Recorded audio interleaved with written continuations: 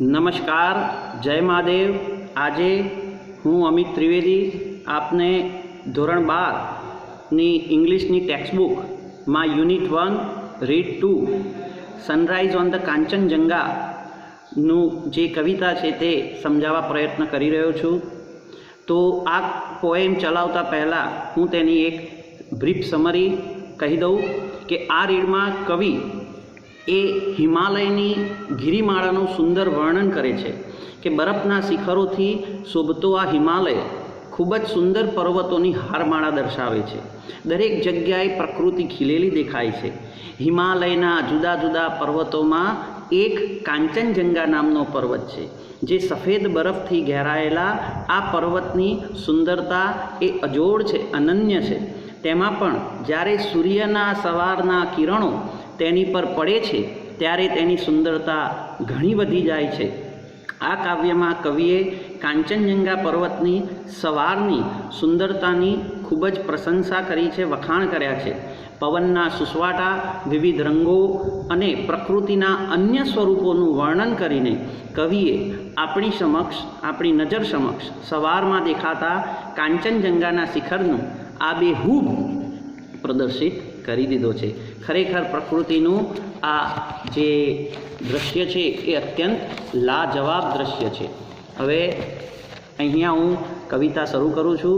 बिल्कुल ચોપડી खोलीने पेन्सिल हाथ में लईने ध्यान राखजो अने जे अघरा शब्दों आवे तेनुं भाषांत शब्दार्थनुं गुजराती लखी नाखशो। आम तो मैं पहला ग्रुप में आना स्पेलिंगोनुं गुजराती अने इंग्लिश टू इंग्लिश अने गुजराती मूकी दीधेलुं छे जे बोर्डनी परीक्षा माटे तैयार करवू, प्रिपेर करवू। अने ए सिवाय पण जो कोई अघरा शब्दों हशे तो ये पण लखता रहेशो। एटले चोपड़ी ज्यारे इंग्लिशनी हाथ में लो त्यारे एनी जोड़े गुजरातीनुं भाषांतर होय तो तमने कवितामां खबर पड़े। चलो, द वेपर्स राइज। वेपर्स एटले नीचे लखो बाष्प, पण अहींया धुम्मस। राइज एटले ऊपर उठवू। आम अहींया उगवू ए पण अर्थ थाय, एटले मैं अहींया लखाव्युं छे उदय थवुं। तो धुम्मसनो उदय थाय छे to the morning sky. Morning एटले सवारनी, स्काय एटले आकाश। क्लेड एटले लखो ढंकायेलुं, आच्छादित। इन अ पर्पल ग्लोरी। पर्पल एटले जांबली रंग। पर्पल एटले जांबली रंग अने ग्लोरी एटले सुंदरता, ब्यूटी। तो अहींया शुं कहे छे कि 4 લીટીનું भाषांतर करूँ कि सवारना आकाश में इन द मॉर्निंग स्कायज जांबली सुंदरता में आच्छादित एटले क्लेड, ढंकायेलू। झाकड़ भर्या, वेपर केवी छे? झाकड़ भरी छे। राइज, झाकड़ भर्या धुम्मसनो उदय थाय छे। फरीथी समजाई दो कि सवारना आकाश में आ क्यानी वात छे? हिमालयना कांचनजंगा पर्वत उपरनी वात छे कि सवारना आकाश में जांबली सुंदरता में आच्छादित झाकड़ भर्या धुम्मसनो उदय थाय छे। हवे पछी ऑन ध पछी एपोस्ट्रोफीनुं चिन्ह छे। आपणे आखुं लखવાનું on the THE on the eternal snow. Eternal एटले शाश्वत, अनंत। स्नो एटले बरफ। आ शाश्वत बरफ उपर अपॉन एटले ऊपर। द समिट एटले शिखर, टोच। होरी एटले प्राचीन, पुराणु, अत्यंत पुराणु, सदियों पुराणु। अने एनी उपरनी લીટી હવે લઈશું while the love light glows। while એટલે જ્યારે, while નું ગુજરાતી લખો જ્યારે।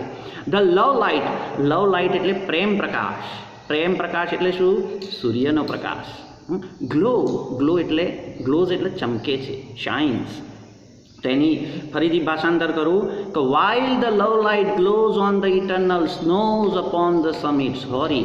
तेनु भाषांतर कहूँ कि ज्यारे प्रेमनो प्रकाश चमके छे, एटले के सूर्यनो प्रकाश चमके छे, सदियों पुराणा, खूब ज प्राचीन शिखरो, समिट एटले शिखरो नी टोच उपर रहेला शाश्वत बरफ उपर। शाश्वत एटले मैं अंदर लखाव्युं छे इटर्नल, अनंत। શાશ્વત કેમ કહ્યું છે કે આપણે હઈએ તો પણ એ બરફ હતો, આપણે નહીં હઈએ તો પણ બરફ હતો, ને આપણા પહેલાં પણ બરફ હતો. એટલે એ ક્યારે બરફ, આકાશ છે, જે કુદરતના અનન્ય તત્વો છે, એ ક્યારે નાશ પામવાના નથી. એમ આ બરફ પણ હિમાલય ઉપર અબજો વર્ષોથી છે ને અબજો વર્ષો સુધી રહેવાનો, એટલે એને શાશ્વત બરફ કહ્યો છે. તો ફરીથી કહું છું કે જ્યારે પ્રેમનો પ્રકાશ ચમકે છે સદીઓ પુરાણા શિખરોની ટોચ પર, શાશ્વત બરફ ઉપર. પછી આ 6 લીટી પછીની લીટી, and the Himalayas queen, and નીચે લીટી દોરજો, હિમાલયની રાણી, ક્વીન એટલે રાણી. અહીંયા ખાસ યાદ રાખજો કે કાંચનજંગાને હિમાલયની રાણી કહી છે. કવિએ શું કહ્યું છે? કાંચનજંગાને હિમાલયની રાણી કહી છે. એન્ડ ધ હિમાલયાઝ ક્વીન, અને હિમાલયની રાણી, કામ એન્ડ સિરીન, લીટી દોરજો એ બંને શબ્દો નીચે, કામ એન્ડ, કામ એટલે શાંત અને શિરીન એટલે ગંભીર. શાંત અને ગંભીર. તમારે પૂછાય, પર એક માર્કમાં પૂછાયો તો પણ ખરો, ઘણી પ્રિલિમમાં પૂછાયો હતો કે which 2 adjective are used four Kanchenjunga, Kanchenjunga માટે કયા 2 વિશેષણો વપરાયા છે? તો જવાબ થશે ધ 2 એડજેક્ટિવ કામ એન્ડ સિરીન, ધ 2 એડજેક્ટિવ્સ કામ and સિરીન are used for the Kanchenjunga. આ એક માર્કમાં પૂછાઈ શકે. તો હિમાલયની રાણી કે જે શાંત અને ગંભીર છે, આ કોની વાત છે? કાંચનજંગાની છે.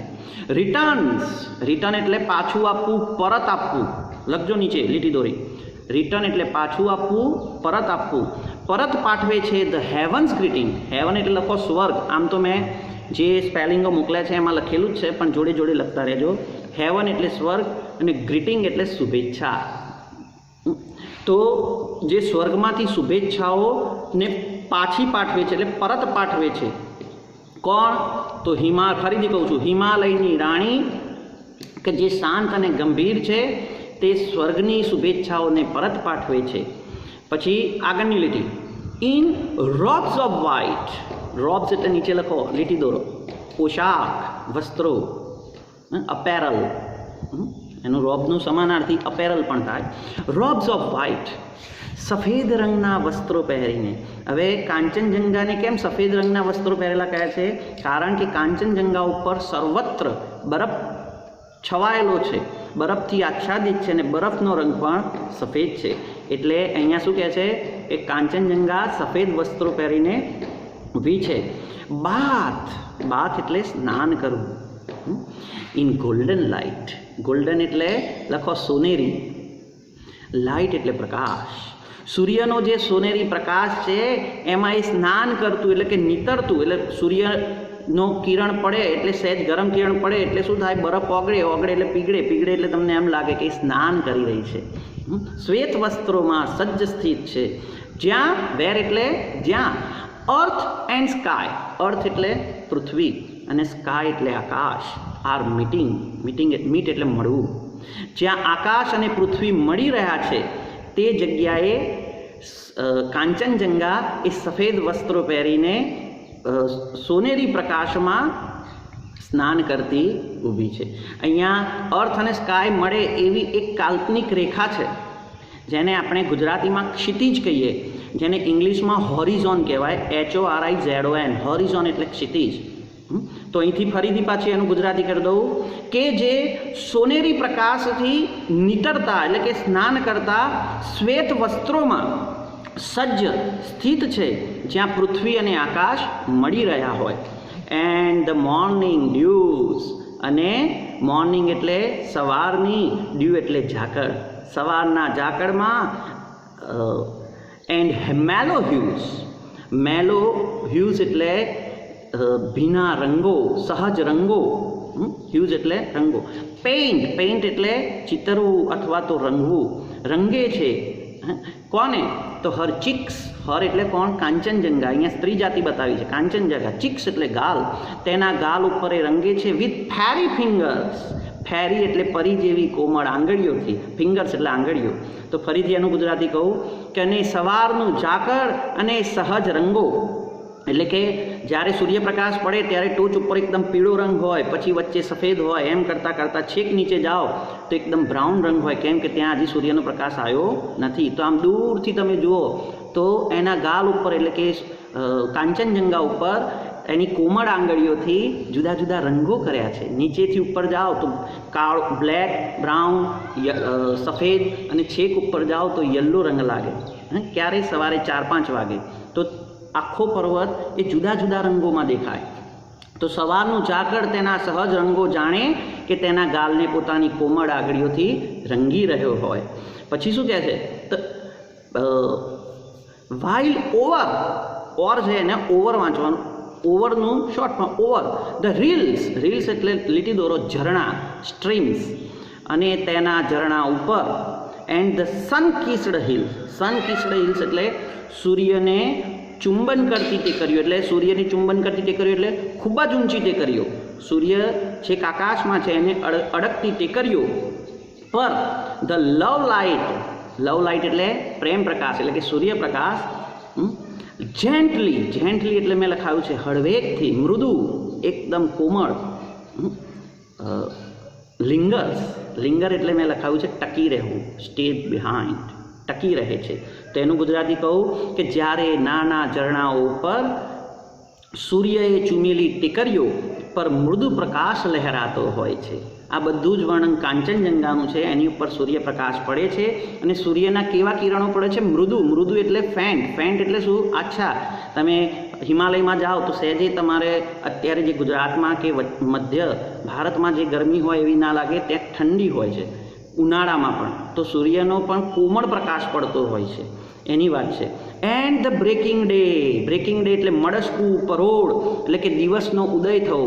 અને જ્યારે દિવસનો ઉદય એ સેન્ડ એટલે મોકલવું, ધ ફર્સ્ટ એટલે પ્રથમ, ફેન્ટ એટલે આછું, મૃદુ, રે એટલે કિરણ.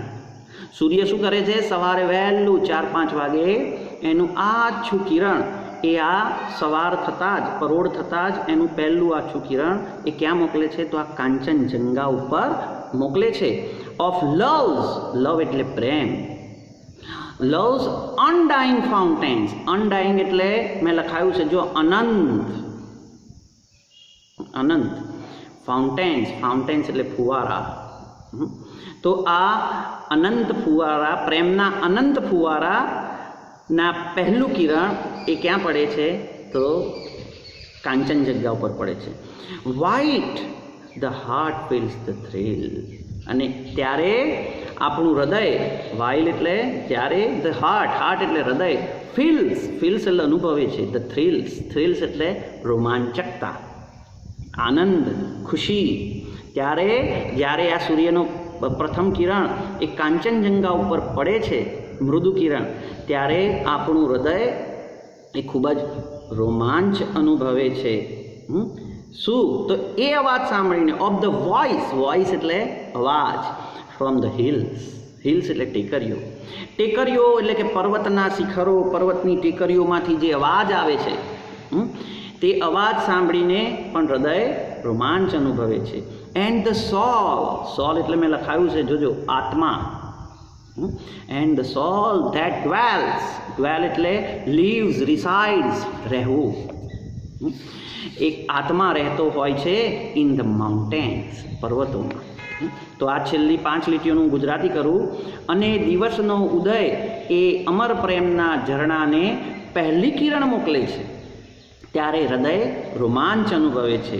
એ અવાજ સાંભળીને કે જે પર્વત શિખરોથી આવે છે, અને મારો આત્મા જાણે આ જ પર્વતોમાં વસી જાય છે. એટલે મને અહીંથી ખસવાનું મન થતું નથી. મારો આત્મા એટલે કવિનો આત્મા જે આ કાંચનજંગા પર્વતોના શિખરોમાં રહેવાનું નક્કી કરે છે.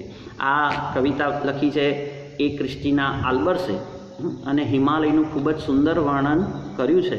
અને અહીંયા તમારે કવિતામાં ઘણી બધી વસ્તુ એ યાદ રાખવાની છે કે આમાંથી રાઇમિંગ પેર પૂછાય. રાઇમિંગ પેર એટલે શું? તો કોઈપણ લાઇનના છેલ્લા શબ્દો કે જે બીજી લાઇન કે ચોથી લાઇન, ત્રીજી ચોથી લાઇનમાં એ સરખા ઉચ્ચાર થતા હોય એને રાઇમિંગ પેર કહે છે. અને રાઇમિંગ પેર ખાસ શોધવાની છે જેમ કે હું કહું તો ચોથી લીટીમાં ગ્લોઝ છે, એની નીચે સ્નોઝ છે, તો ગ્લોઝ અને સ્નોઝ એ બંને રાઇમિંગ પેર કહેવાય. તો એક્ઝામમાં એ પૂછી શકે છે કે આ કવિતામાંથી રાઇમિંગ પેર શોધી નાખો, તો છેલ્લા બે સરખા ઉચ્ચાર ધરાવતા શબ્દોની પેર લખી નાખવાની છે. ગ્લોઝ, સ્નોઝ, આ રીતે ગ્લોઝ પછી ડેશ, સ્નોઝ, પછી ગ્રીટિંગ, મીટિંગ, ગ્રીટિંગ, મીટિંગ, તો એ પણ શું થયું?